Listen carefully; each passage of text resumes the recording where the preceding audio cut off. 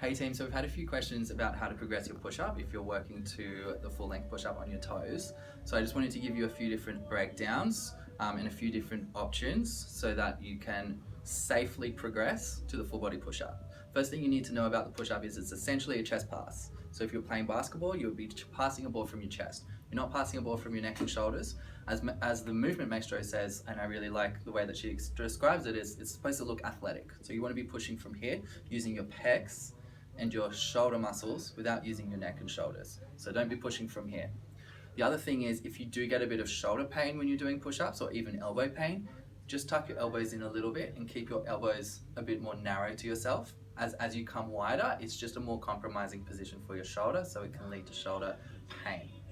So the first variation we can do, if it's too much to do it on the floor, is just pushing against the wall. A lot of people ask whether it's better to do push-ups on your knees or push-ups on your toes. Generally, I think it's better to do push-ups on your toes, because if you're going to progress to full-length push-ups on the ground on your toes, then you not only need adequate upper body strength, you also need adequate core strength so that you don't start breaking through the spine and doing a fancy worm thing. So the only way you're going to develop that is if you're doing push-ups on your toes, starting on the wall, progressing to a bench, and then progressing to the floor, where you're really using your core strength to be able to maintain spinal stiffness through a long lever. And you sort of lose that a little bit when you're doing push-ups on your knees. So we're going to do push-ups against the wall as a starting point. So find a wall that's comfortable for you, and hands roughly shoulder width apart. And remember, look athletic, so it's just a chest pass. So come down and then push away. Once that's too easy, if that's too comfortable, you can go lower. So you're just going to walk your hands down the wall, and same things, you're going to just push away from the wall, pushing from your chest. If you're finding it's hard to maintain stability here, just widen your stance out so you can go wider with the legs. And by having a wider stance, you're just going to be a bit more stable through the torso and through the legs as well. Once you're quite comfortable on the wall, you can then progress it onto a bench. So if you're at home, you could use a coffee table or the back of the lounge or something like that, but the same rules are going to apply the whole time. Choose a width that's comfortable with the feet. Generally, we want it about hip width apart, and then come down and then push away. If you're unsure with the arm placement, it can also be really helpful to start from the bottom. So you can start here and then figure out where your hands need to go so that you can push away, keeping a stiff torso and a stiff spine, and push through the chest. So that can be another really useful way just to figure out where your hands need to roughly be. Once you're comfortable here, you can then progress onto a lower platform. So essentially we're just moving closer and closer to the floor. On the floor, if you're going to do a push-up, and say for example, you're quite comfortable with a few, but then you get tired really quickly, we can just work on coming up and then coming down really slowly.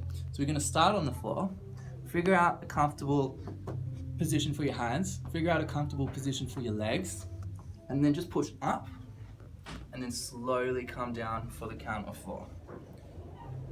And then rest, and then do the same thing again. Push up, and then slowly come down for the count of 4. If this is too much, this is where you can start integrating the knees. So you can push up on your toes, and then come onto your knees, and then come down from there. And same thing again. Toes, push up, down to knees, and then slowly come down to the floor.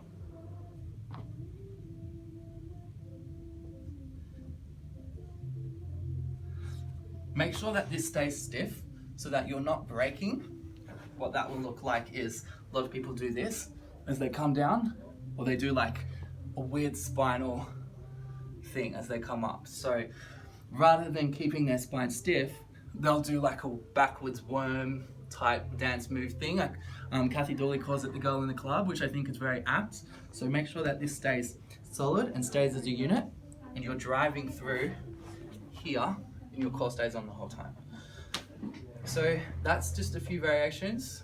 As I said, I like people to do them on their toes because that's the way that you're going to develop the core strength, which is really, really crucial to then progressing to full body push-ups on your toes. So if you're having trouble on the floor, regress it to the bench or regress it to the wall, and you might find that you can then progress it back to the full length push-up a lot quicker than if you're just doing push-ups on your knees.